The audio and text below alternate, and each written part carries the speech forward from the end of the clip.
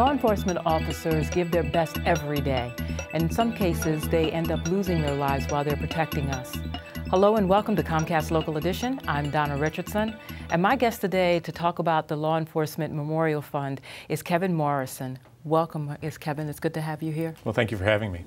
Now, May is National Law Enforcement Officer Month, and what do we have planned here in the district?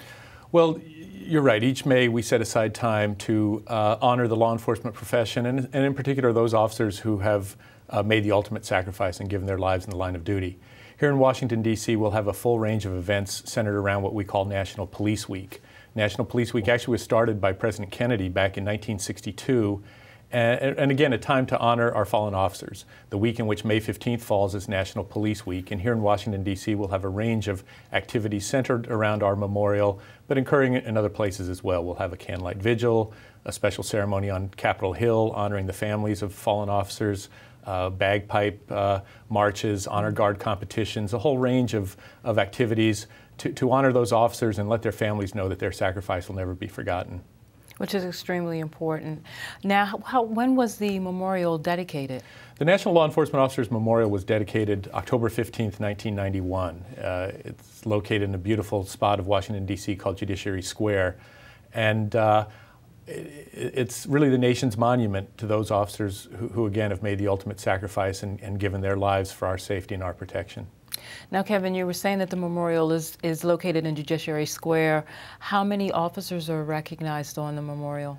Well, after we add and formally dedicate the names of those officers who died in 2008 that we'll be adding this spring, there'll be 18,661 officers on that memorial. Names of, stop and think about that, 18,661 men and women throughout our nation's history have stepped up, have taken on the responsibility of serving and protecting the rest of us and have given their lives.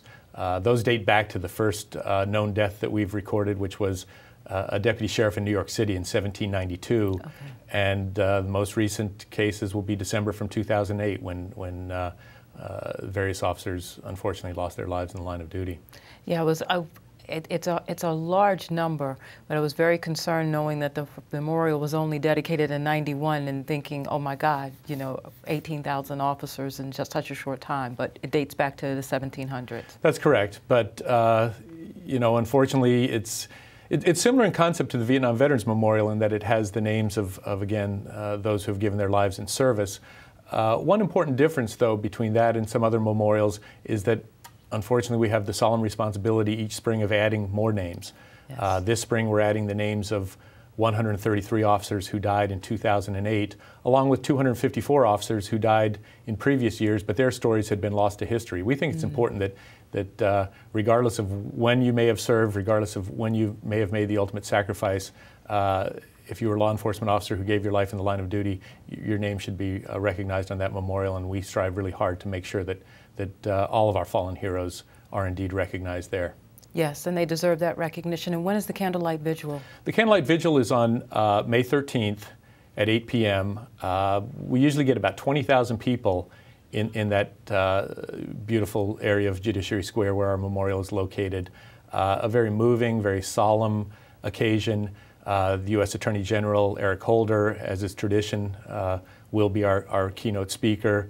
We'll pay special recognition to the family members of those officers killed in the line of duty. We give them seating right up front and special recognition to them. But it's open to the public. Anyone can come. It's a very moving ceremony. It features a really amazing blue laser light that signifies the thin blue line of protection that law enforcement provides for us.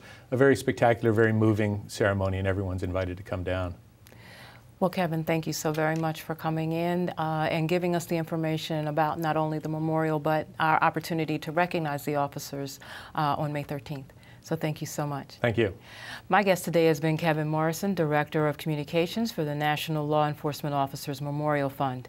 And if you're interested in what Comcast is doing in your local area, go to On Demand and click Get Local. For Comcast Local Edition, I'm Donna Richardson.